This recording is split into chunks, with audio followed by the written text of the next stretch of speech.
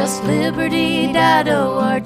It's good for you and it's good for me. JustLiberty.org. JustLiberty.org. Hi, this is Amanda Marzullo, and this is the Reasonably Suspicious Podcast. Scott, the Texas Legislature is requiring prosecutors to prove somebody can get high from marijuana before they can prosecute the person for possessing it. What does this mean for Texans? I think it means it's always 420 somewhere, and now it's always 420 in Texas. So smoke them if you got them, people. Yeah, I don't think that's what it means, Scott. Okay, well, we're going to talk more about what it means later, I suppose. But hello, boys and girls, and welcome to the June 2019 edition of Just Liberty's Reasonably Suspicious Podcast, covering Texas criminal justice, politics, and policy. I'm here today with our good friend Amanda Marzullo, who's Executive Director of the Texas Defender Service. How are you doing today, Mandy? Never been better, Scott. All right. Improving every month. You say Yes. that every month. So Yeah, it's just a constant upward curve. that's me. Excellent. Well, this month, I speak to Mark Levin from the Texas Public Policy Foundation about parole reform. Just Liberty's Chris Harris stops by to discuss criminal justice responses to homelessness. And the Texas Legislature may have almost accidentally sort of legalized pot. Or not at all. Or not at all, or something to that effect. We're going to dig into it. Mandy, what are you looking forward to on the podcast today? Misbehaving judges, which is later on down in the list. But obviously always a fun topic. Yes, exactly. Black robe disease. It affects lots of people. First up in our top story, following the lead of the Trump administration, the Texas Legislature legalized industrial hemp this session. Hemp is the same plant as marijuana, but it's now legal if the THC content is below 0.3%. The problem is no crime lab in Texas has the equipment necessary to calculate the THC percentage, so prosecutors have dropped dozens of marijuana cases around the state, claiming they can no longer prove the charges in court. Mandy, what do you think of this snafu? That is a surprising issue of implementation more than really what the law is. I think most people would have expected that for someone to be prosecuted in the state of Texas for possessing a substance, that it would be something that you can get high from. Right. The idea that you can have a marijuana plant that you can't get high from, but it's still going to get the same criminal penalties would make no sense to anybody. Yeah. It's the getting you high that is supposedly the problem. Yeah, exactly. I mean, and so I think, as outraged or frustrated as a lot of prosecutors are, what the law is requiring them to do really just makes sense. Right. The idea that you're going to prosecute them when you're right, you couldn't even get high from it in the first place is problematic. And so that's a fix to a problem in one respect. And the other thing is, the prosecutors and the cops and the police unions have just been weeping and gnashing teeth and crying about this all over. And there's story after story. And the reality is there's still a lot of ways around this for them. There's still ways for them to enforce all this. First, the problems with the crime lab equipment only really applies to things like edibles or CBD oil or things like that. Yeah, so body lotions, products that have hemp in them. That's right. So they can test the plants, and anyway, smokable plant material is excluded from the hemp statute. So that's not a problem to begin with. Also, even if someone claims, this is industrial hemp, if they don't have the paperwork with them to show that it's industrial hemp, they've still committed a Class C misdemeanor. Well, the governor wanted to change pot possession to a Class C misdemeanor anyway. Yeah. And so no one thinks it should be prosecuted any more than that, really, except, I guess, Dan Patrick, the lieutenant governor. And maybe a few people that work for him. That's right. So at the end of the day, I think that there's still lots of ways to enforce this. It does sound like there may be more of an issue for, the consumable products. But even there, that's a tiny, tiny portion of the market. We're not talking about anything that's inhibiting a sort of a common law enforcement purpose. Yeah. So when, some prosecutors have announced that they're dropping massive numbers of cases, I think that makes me worry that they're actually prosecuting a lot of cases where someone is not possessing material that someone can get high off of. Right. I really want to see a breakdown of some of this now. Some of the numbers that have come out of exactly how much resources are being expended on all this is remarkable. In Houston, supposedly these marijuana cases are taking up 18% of the crime lab's capacity. That's kind of astonishing. I think we're wasting a lot of resources enforcing something that the public thinks should be legal straight up. And yeah, I don't know. It's a bizarre situation. Yeah. It's really funny. It's kind of like eliminating the plumbing board and making us all master plumbers on the spur of the moment. This thing where the legislature just writes laws they haven't considered well and they have weird unintended consequences is really one of the great joys of our every 2-year post-session experience. Yeah, I mean, I will say that this session seems to have more issues with this than I remember in past sessions. Maybe I'm forgetting of it, but I do think that some of this may have been, may have really resulted from a dysfunctional Senate. Well, I'm enjoying it, whatever caused it. So.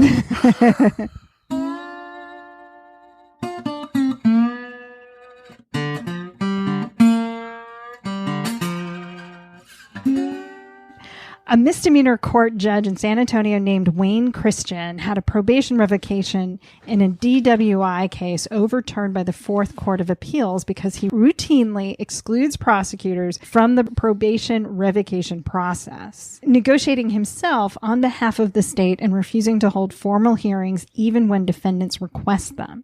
Scott, what do you think of this judge bypassing the probation revocation hearing process to make decisions by himself? This was a fascinating story, both the article in the San Antonio Express News and the Fourth Court of Appeals opinion and the briefs behind it. This was a situation where the prosecutors agreed with the defense on what was occurring. All of these allegations about not holding a hearing, not allowing evidence to be presented, those were all things that the state, Joe Gonzalez, the new DA in San Antonio, agreed with the defense on. And it really showed this judge's action in a light that we rarely get to see. It now turns out, and I think we're going to see more and more come out, but we've been hearing, sort of through the rumor mill, through other sources, that this is not a practice that's just in Judge Christian's court. This is something that may well occur in other counties, and I'm hoping we can have more to say about that down the line because it really is quite remarkable. And by the way, not only did the judge not hold a hearing and simply decide by fiat. When the habeas corpus writ was filed for a bond reduction and it went to the district judge actually lowered the bond amount and was going to let her out. Judge Christian went and changed the date of an appointment that she was supposed to have. She was not notified. And when she failed to appear at this appointment that he had changed the date of and moved it up 5 days, he immediately revoked her again. And so there really did seem to be, I don't know, some sort of animus, or that almost seems personal. The more I think about it, though, I don't think it's personal against the defendant. I think it's personal probably against the lawyer. I don't want you to be challenging me. If you do, I'm going to punish you. I mean, who knows? But at the end of the day, this is just unethical behavior on behalf of a judge who's not behaving as a judge. The duty of a judge is to be an impartial fact finder.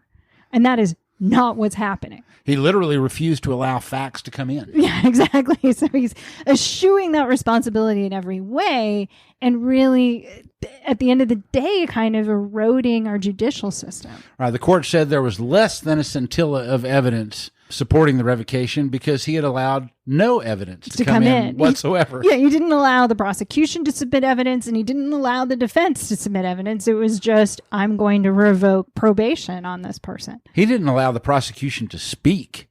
Yeah, he behaved on behalf of the state and did the negotiation himself. And when the defense asked for a hearing, he told them it's too late for that. Because I've made up my mind based on, my own facts.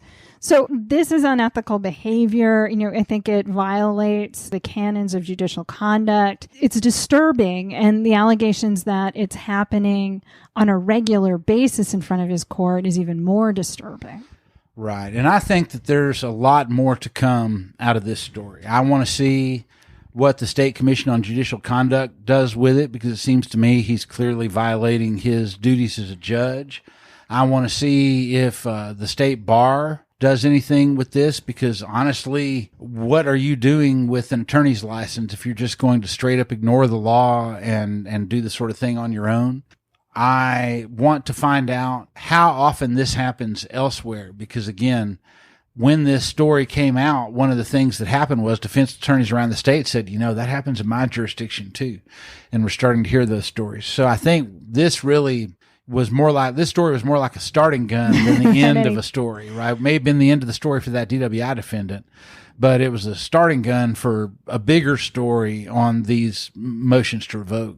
Yeah. And at the end of the day, it's going down to our judicial culture. How is it that someone can behave like this and that it isn't just a huge scandal that has really captivated a courthouse?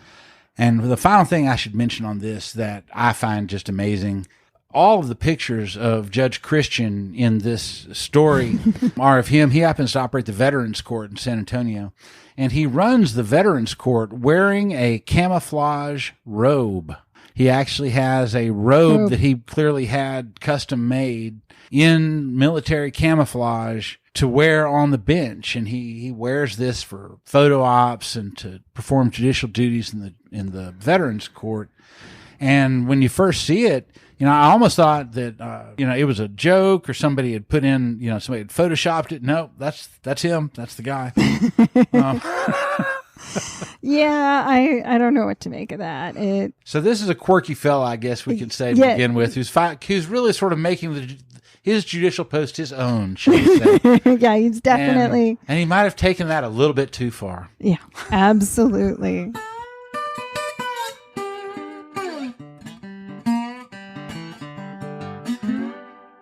Next, Mark Levin of the Texas Public Policy Foundation and the National Right on Crime Coalition recently published a pair of white papers suggesting 10 recommendations, each for reforming probation and parole. Scott sat down with Mark to discuss them. Let's hear what he had to say.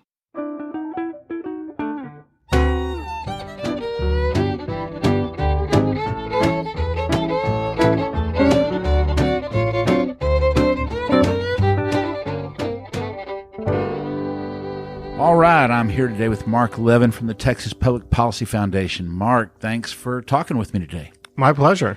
I was excited about your two new reports, and I know that's something not everyone hears very often in this world, but I'm very excited about these two new reports on community supervision, probation, and especially parole that y'all came out with right at the end of session. And I really was most excited because this is a big expansion of y'all's footprint. Y'all have sort of dabbled in the probation reform realm for many years and sort of made your name in that area. But then with, looking at parole, and now you have another new report on SWAT raids and police issues. Y'all are really expanding your criminal justice footprint a lot. And I'm really excited to see it and happy. And so I wanted to talk to you about the details, but also just wanted to say thank you. And I'm really glad to see that. Well, thank you. Everyone over here is a major consumer of grits for breakfast, and so we appreciate all of your insights. Tell me about him. Let's talk about your parole report first, although both are really about various forms of community corrections, and so they all sort of have issues that intermingle. But I really, really liked your recommendation you had on making parole release decisions based on objective factors that focus on forward-looking risk. As you know, I think it's a majority of our inmates are eligible for parole at the moment, and many of them are set off and don't get parole simply because of the nature of the crime. You delved into that here. Talk to us about that. Talk to us about the problem and what are some of the solutions you see that we could get around that and start paroling more people who would not be a public safety risk if they were released. Yeah, no, that's a great question. So we've got these 10 tips for policymakers papers that folks can find on texaspolicy.com, rightoncrime.com, and you've linked to them as well.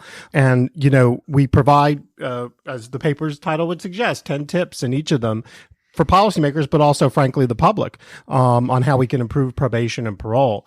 And, the bottom line is these systems obviously are designed as alternatives to incarceration, but they can also be tripwires to incarceration. They can, half the people nationally that go into prisons are revocations for probation and parole. So that's kind of the idea, is just from a free market conservative standpoint. We want to look at any government system, whether it's welfare, healthcare, and say, we don't just want a bigger system. We want to actually get better outcomes. And so we're applying that same lens of accountability and scrutiny to these systems while recognizing, they do important work. And we certainly want to continue to emphasize that there's a need for probation and parole, but that we need to do them in a more effective manner. So getting to your point, we took a look at what Michigan did in 2018, which was to essentially adopt what they referred to as an objective parole law. And it was signed by then Governor Snyder. And the idea is to focus on the future as we're looking at candidates for parole. And they can't change what happened in the past, the nature of the offense. I think that you can argue certainly that the legislators, when they decided these offenses were going to be, number one, eligible for parole, period, and number two, they would be eligible after a certain amount of time served, they took into account. They knew that it was a serious offense. And of course, that's also true when they were prosecuted. The prosecutor knew that. And in some places, you can tell the jury even when someone would be eligible for parole or their judge before they're sentenced. So that makes the argument that that's already been baked into the cake. And now we ought to focus on, is this person prepared to be safely released, provided the right level of supervision and treatment on parole. So we took a look at all of the factors that Michigan set forth in their law, which all make very good sense. And they look not just at, of course, the risk that they might reoffend, but the risk of a serious offense. I mean, after all, if somebody's on parole and, has a joint, right? That's not necessarily, that doesn't mean we made a mistake in releasing them. If they kill someone, then obviously that's a different question. So, I think, as you know, one of the most common reasons for denying parole in Texas is the nature of the offense. So we're not quite there yet in Texas. I think obviously the parole rate's gone up here. I remember back when I started, probably in the mid 2000s, we were looking at a 25% parole rate. Now we're closer to 35%.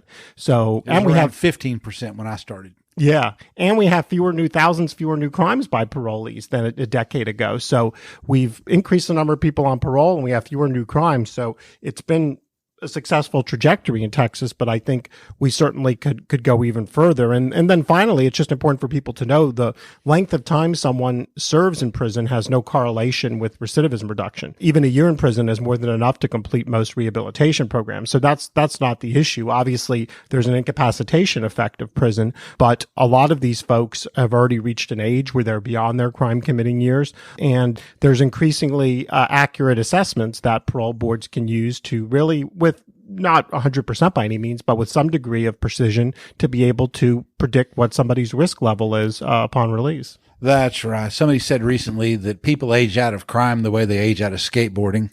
I thought that was a pretty accurate and insightful way to look at it.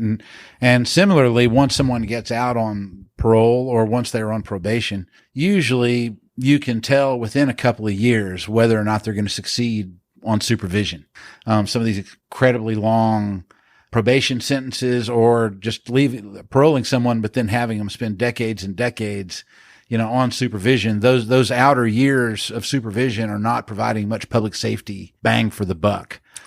Now let's turn to probation, though. TBPF kind of made your bones on probation reform, mm-hmm. and you and I both have sort of been around these blocks a long time. And for whatever reason, our probation departments in Texas have just never been able to successfully knock down their rates of technical revocations.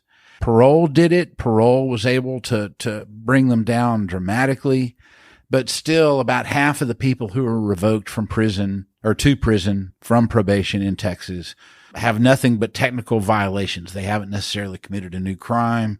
And I know, you don't know how serious these technical violations are is always the response. Some of those people might have failed a drug test, or they might have, not shown up for meetings, and all that's certainly true. But you mentioned half of new receives nationally, new prison admissions are from revocations. And in Texas, I think it's 47%, somewhere in there. Mm-hmm. What can be done to finally get these Texas probation departments and the judges who oversee them to reduce technical revocations. It's been so long. We've been fighting about this for 15 years. Yeah. Well, you're absolutely right. So there's about 24,000 probation revocations every year in Texas, and about half, 12,000, are technical. And those numbers have been persistently high. Now, beneath the surface, there are a number of departments that have made major reductions. I mean, Harris County is a good example. But other departments that have not kind of implemented things like graduated sanctions and incentives, those departments kept increasing their revocations over the last decade. So statewide, we've budged maybe just a couple percent. Now, we have perhaps obviously a larger population in Texas than obviously our general population. But just in raw numbers, we haven't really moved the needle statewide on probation revocations. And I think your listeners mostly know we have over 120 probation departments in Texas. So, just having some, which we do, we have some excellent probation chiefs who have made tremendous change in their departments in terms of reducing unnecessary revocations. But that then you have just many others that have not. So that's the danger we have. Whereas obviously we have a statewide parole system that can kind of turn on a dime. So there's a number of things we need to do. I think it starts with making sure the conditions of probation are tailored to the individual based on a risk and needs assessment. And so because if Chairman Whitmire's pointed out he probably couldn't succeed on probation because there's 60 plus conditions. And we tell people even who have never been an alcohol nothing to do with their offense, that they can't have a glass of wine with dinner. And who's going to enforce that? I mean, we have 120 people per probation officer. So it's just like disciplining a child. You want to choose, prioritize the things that are most important and actually enforce those. You don't have a lot of unenforced rules. That's right. Yeah. Now, and enforce them not with a sledgehammer, right, but with a scalpel. So, I always make the analogy to a child that touches the stove. You don't wait till he does it 5 times before he touches the hot stove, and then you say you're grounded in your room for the rest of the year. But that's what we do in probation. So that's the whole notion of graduated sanctions, to say, okay, well, you missed this meeting, so now we're going to increase your reporting, or something like that. You're going to have a curfew. And so there's all sorts of things we can do short of revoking people to actually accomplish a purpose, was to get them to comply with their probation conditions. And if you do incarcerate them, a weekend in jail is just as effective, because all the research shows it's not the duration, but it's the swiftness and certainty of the sanction. So on the flip side, actually positive incentives are even more effective than sanctions. So literally telling people at the beginning of probation, you're going to decide how long your probation is. You can earn your way off of this by being exemplary. You can be out of here in a year or 2 years. Right. And that's proven to be very effective. And, a lot of states have capped revocations too, Louisiana even at 90 days, and they had reduced recidivism. They saved taxpayers tens of millions of dollars. North Carolina similarly did the same thing. Nice. And so for people that are revoked for technical violations, why have it be that, okay, you have 5 or 10 years left on your sentence, you have to go back for all of that, and instead say, well, no, it's going to be 120 days. It's going to be 90 days. And I think that obviously the savings would be enormous, and we could reinvest those into, proven supervision strategies that actually reduce recidivism. Because one of the interesting things underneath all of this is there's very little evidence. There's actually no evidence that many types of technical violations are correlated with a new offense. So just because somebody missed a meeting doesn't mean they're going to commit a violent offense. Now, there's obviously exceptions, like, if you've got someone who committed a violent or a sex offense and they're violating a no contact order with a victim, now that's different. I would say, okay, let's perhaps revoke that person, right, for the rest of their sentence. But I think by and large, we could actually do away with most technical revocations. All right. And last but not least, I really wanted to get you to flesh out, because I thought it was an interesting suggestion and an interesting comment, really, I guess, more than a suggestion, but an observation. On your parole document, the last of your 10 tips was to recognize that parole agencies are not always the best provider of every intervention.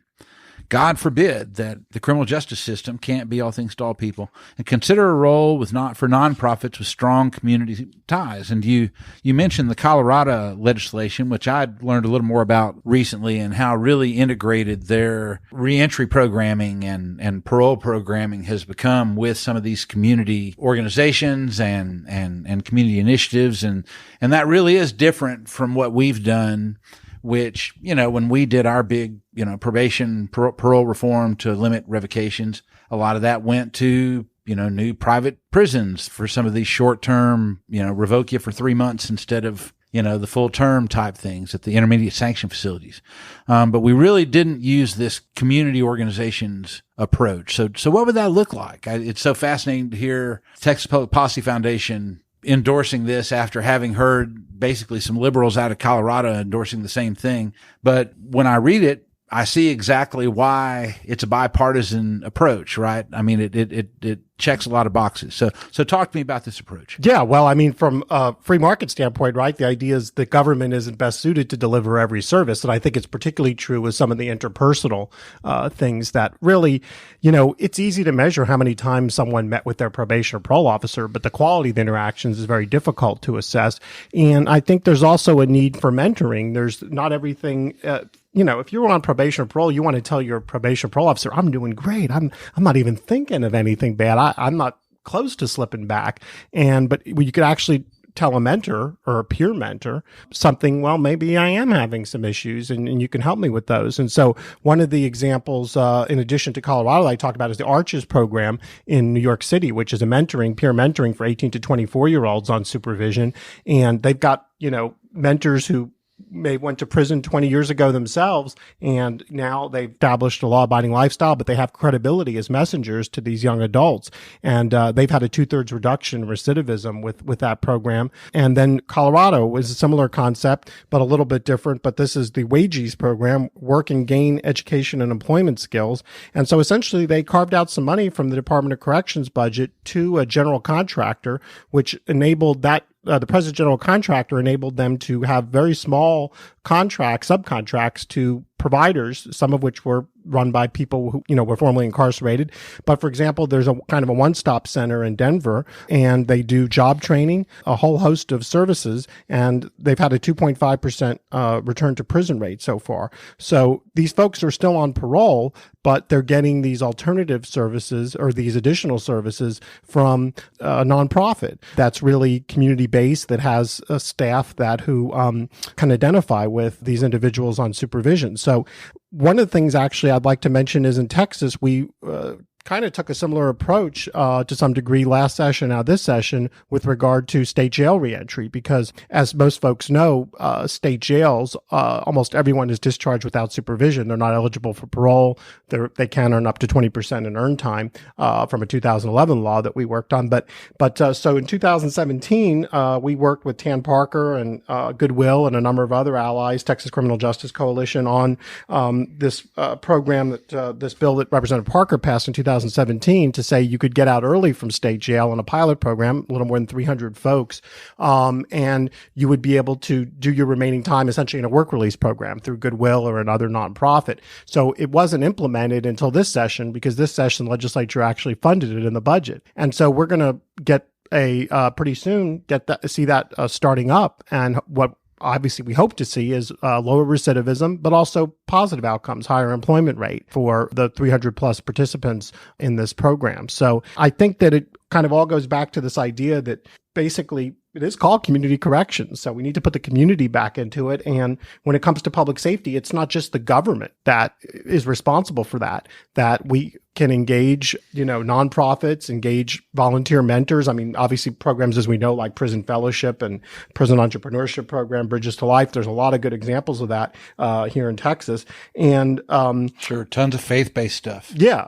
And so the government isn't always the best position to deliver some of those things. And I think that having people on probation and parole being able to have relationships with folks that they're not in they're not reporting to, but they're having a more kind of peer-to-peer or professional interaction, I think that's really valuable. And one of the issues we also discussed in the top 10 tips for policymakers on parole paper is some of the states severely place severe restrictions on people on parole, on who they can interact with. So they say you can't interact with anyone with a criminal record. Well, you just precluded peer mentoring, right? Right. But some of the best programs now we're seeing for interrupting gang violence use people that were former gang members, because they're the trusted messenger. So we really have to make sure that we're kind of open to a variety of different delivery models and not just saying it all has to come from a centralized government agency.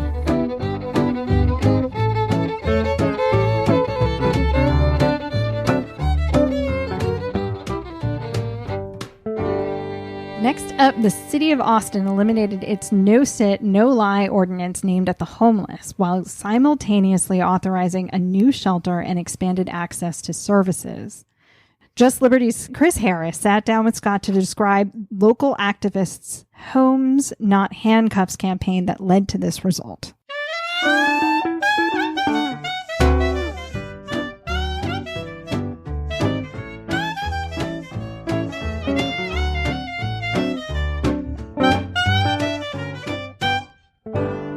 Okay, Chris, tell me about the Homes Not Handcuffs campaign. Tell us a little about the genesis of how this got started and what y'all were asking for, what you wanted the city of Austin to do. And I know there were compromises at the end of the process. Tell us what you finally ended up with. Sure. Thanks so much for having me. So what we tried to push for with the Homes Not Handcuffs campaign was the repeal of local Austin ordinances that criminalize homelessness, basically behaviors associated with extreme poverty and your status as not having shelter and needing to sleep, live outdoors. And specifically in Austin, there was 3 ordinances. There was an ordinance that prohibited camping. There's an ordinance that prohibiting sitting, lying, and sleeping in the downtown area. And there was an ordinance that prohibited panhandling, both the aggressive variety and any form around certain locations like ATMs or after 7:30 at night. And so we started the campaign to repeal these ordinances. And the genesis of it was November 2017. The organization I was working for at the time, Grassroots Leadership, was approached by a theater troupe. And this woman named Ronnie Chelbin, who was organizing people who are currently and formerly had experienced homelessness and into doing these Theater of the Oppressed style shows. And their next show was something called No Sit, No Lie. And it was about that specific ordinance told from the experience of people that had been ticketed. And they wanted to know how they could have the most impact with the performance. And then literally within a week or two of that meeting where we kind of talked about, what that could look like if we wanted to do it, the first in a series of audit reports released by the city auditor of Austin came out, and it was about these 3 ordinances.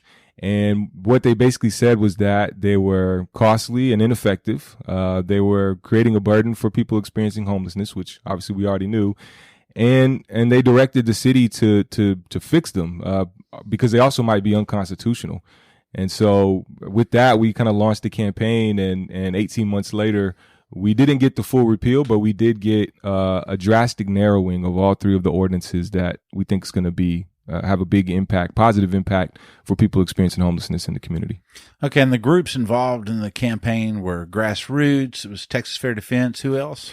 That's right, Gathering Ground Theater, that theater troupe I mentioned, Mobile Loaves and Fishes was also involved, and Austin Democratic Socialists of America came in a little bit into the campaign and really added a lot as well. All right. So tell us what you ended up getting. That you described what it was you were after. Mm-hmm. And I know that in all these instances, what you got was sort of a compromised version. So what ended up happening? So what they did was that they narrowed both the camping and the no sit, no lie to only now be prohibited if you are materially endangering yourself or someone else by the behavior.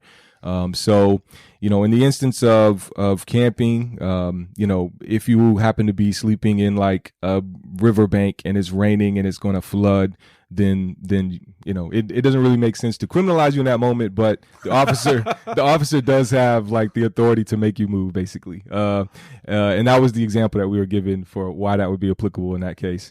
Obviously there potentially could be some public health or safety issues related to, certain things going on at a campsite. So there's some opportunity for the police to intervene. And then the other exception where police can still ticket is if you are making public property impassable, you are impeding the reasonable use of it, or you're making it hazardous. So in the instance of either camping or sitting or lying down, this would mean if you were doing it in the middle of the sidewalk or a bike lane or a street, such that, people couldn't pass. If you were, really taking up the entirety of some piece of public property such that it couldn't be used otherwise for a long period of time, and other people were trying to use it. So I think the main thing that really both of these are going to do is ensure that people can actually sit or lie down. There is a place where they can do these things that won't won't cause harm to anyone else, but will now allow them to actually perform the functions that we all have to perform as humans and not be subject to criminal citation. The last thing is on the solicitation. So this was the most obviously unconstitutional. It's a very much a freedom of speech issue to be able to ask for money, and they would never ticket church groups, panhandling. They would never ticket school groups panhandling. Right. Only people experiencing homelessness would get these tickets. And so what they basically did was they took all reference to panhandling out of that ordinance. They changed it to a aggressive confrontation ordinance, and it basically now is a blend of Class C disorderly conduct and Class C assault, such that there is aggressive behaviors are still prohibited. If you're threatening or intimidating someone by touching or using offensive gestures or language at them, but asking for money in itself is not part of the equation in any way. So people can ask for money as their, First Amendment rights protect.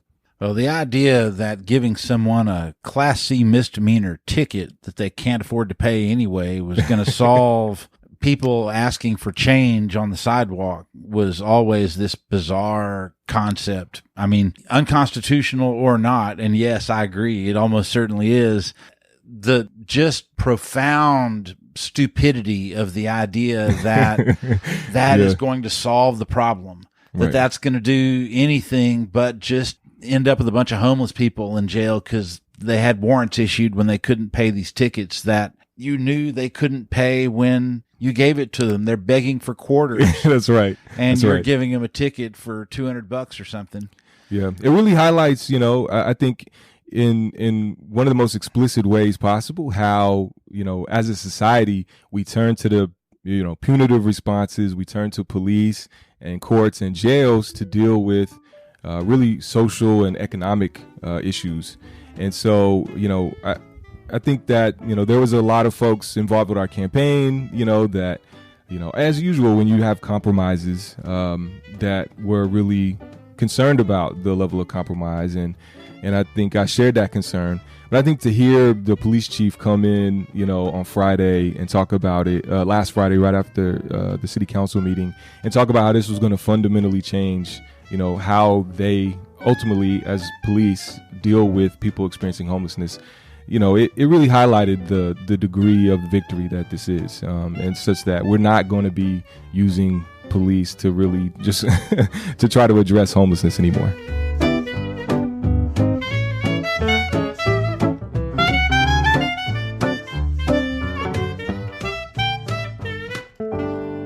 Now it's time for our rapid fire segment we call the Last Hurrah. Mandy, are you ready? Locked and loaded, Scott. The Texas Legislature created 50 new crimes this legislative session, including 3 new crimes that you can commit with an oyster. Scott, is there anything left to criminalize? Well, to be fair, those 3 new oyster crimes were all misdemeanors. They did not create any new oyster felonies. We're just stuck at 11.